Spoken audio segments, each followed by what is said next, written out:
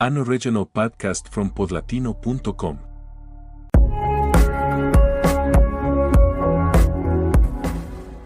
There is an image that many people have seen and that very few can get out of their heads. It is not violent. It shows nothing explicit.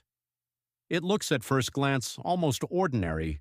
A young man in an airport, a backpack over his shoulder, walking toward a departure gate. But something in that image does not fit. The man looks back, he stops, he looks back again, and then he runs. He runs with an urgency that belongs to no visible context. Nobody is chasing him. There is no alarm. Just that man, that gate, and that sprint that carried him out of the building and apparently out of the known world. That is all that exists of Lars Mittank after July 8, 2014. Lars was 28 years old when he disappeared. He was born in Germany, in the city of Wilhelmshaven, a coastal town in the northern part of the country. By all accounts from people who knew him, he was a young man with no known psychiatric history, no record of substance abuse, no legal troubles. He had a job, he had friends, and from the outside, his life showed no warning signs. In the summer of 2014, he traveled to Bulgaria with a group of friends. The destination was Golden Sands, a resort complex a few kilometers from Varna on the Black Sea coast. It is a place frequented mainly by tourists from northern and eastern Europe, known for its nightlife and its beaches, an ordinary vacation spot. What is known about those days is incomplete. The group arrived, enjoyed the trip, and at some point near the end of the vacation, Lars got into an incident. According to reports, he was attacked by a group of men outside a bar. The full context of that fight is not entirely clear. What is documented is the physical consequence. Lars suffered a ruptured eardrum, an injury that, on its own, prevented him from flying back to Germany with his friends, since the pressure changes during a flight can worsen that kind of injury. His friends went home without him. Lars stayed behind in Bulgaria, advised to wait until his ear healed before attempting the return flight. What happened during the days that followed is where the story becomes much harder to reconstruct. Lars was staying at a hotel near the Varna airport. Before his friends left, or shortly after, he began sending messages to his mother. The content of those messages is what later drew the attention of everyone who looked into the case. In one of them, Lars told her he felt like he was being followed, that he did not feel safe. He asked her to cancel his credit card. He told her not to trust the doctor who had treated him. There is no way to know from the outside whether those messages reflected a real perceived threat or whether they were a sign of something happening inside his own mind.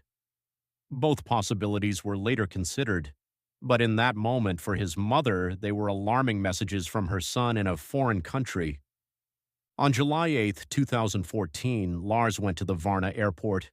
It is not entirely clear whether he had a flight booked for that day or whether he went there for another reason. What is known is that he entered the building and at some point visited the medical clinic operating inside the airport. According to the staff who attended him, Lars behaved unusually during that visit. He was agitated. He appeared frightened. He spoke about people who wanted to harm him. The doctor tried to calm him down but could not. And then came what the security cameras recorded. The footage shows Lars inside the terminal carrying his backpack, moving through the corridors. At one point, he looks back. Then he breaks into a run.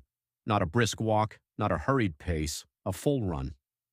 He reaches one of the exits, jumps over a low barrier at the entrance to the terminal, and disappears outside, moving toward an open field beside the road.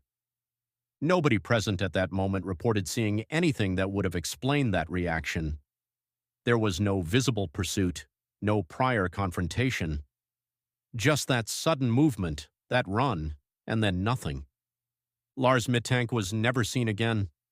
Left behind inside the airport were all of his belongings, his passport, his money, his phone, everything he would have needed to survive or to find his way home. The investigation that followed was extensive, at least in terms of how widely it spread.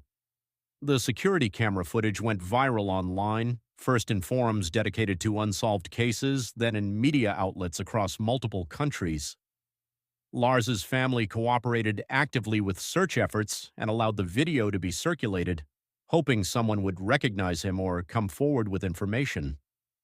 Bulgarian authorities searched the area surrounding the airport and found no trace of him.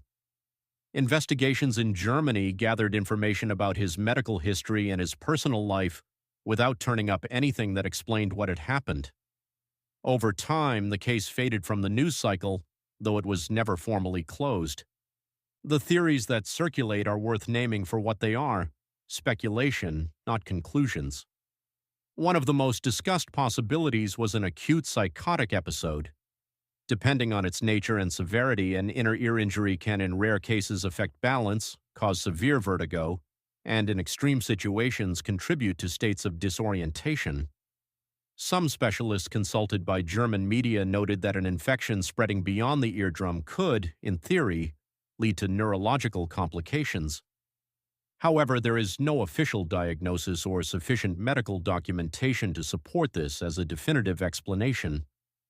Others raised the possibility that Lars had consumed some kind of substance, voluntarily or not, that altered his perception of reality. This theory also lacks concrete documentary support.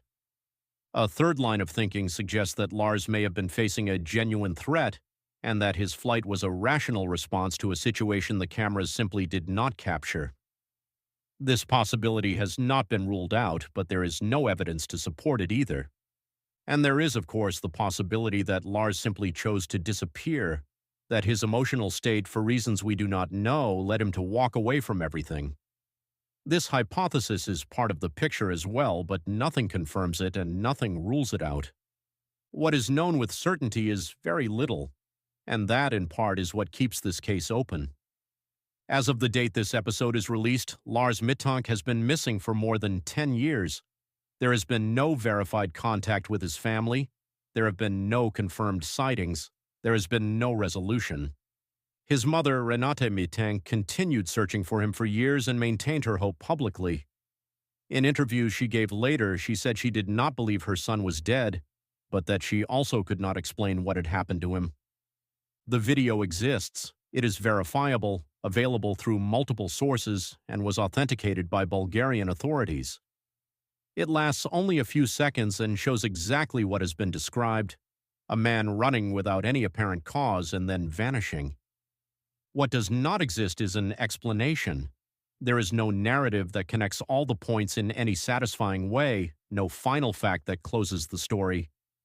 And that absence is precisely what keeps this case alive.